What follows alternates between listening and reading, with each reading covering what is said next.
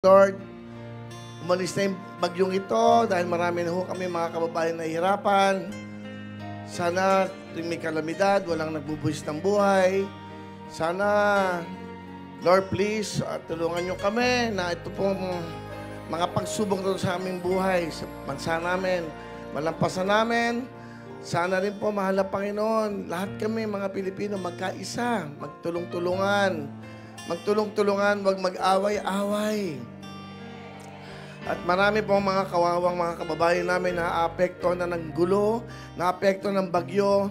Hindi na nagiging masigla ang buhay ng bawat Pilipino dahil ang mga napapanood namin, away, bangayan, walang ginawa. Pero samantalang maraming mga mahihirap na nahihirapan ng buhay na dapat doon nila pinagtutuunan ng pansinlatang yan.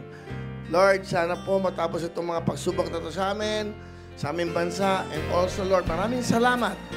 Maraming salamat po at nandito kami, nandito ako, at ating mga kababayan, ilayo niyo po kami sa mga disgrasya, ilayo niyo kami sa mga sakit. Sana bumalik na yung sigla. Sigla po ng buhay ng bawat Pilipino. Yung mga namumuno sa bansang ito, sana mag-isip. Damahin niyo yung nararamdaman ng bawat Pilipino na sana magkaisa. Sana po, isipin nyo ang mga mahihirap na Pilipino kung paano po ang pinagdudusan nila. Lord, again, ito pong bagyong ito, sana umalis na. Sana doon na lang sila sa dagat. Huwag nang dumadaan po sa aming bansa at sa saan man lugar na bansa, saan masulok ng mundo. Pero ganun pa man, nagpapasalamat kami sa iyo dahil kahit papano po, nandito pa rin kami.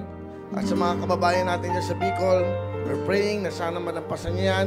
And also, Panginoon, kayo na po ang bahala sa bansang Pilipinas. Mahal namin kayo. Amen.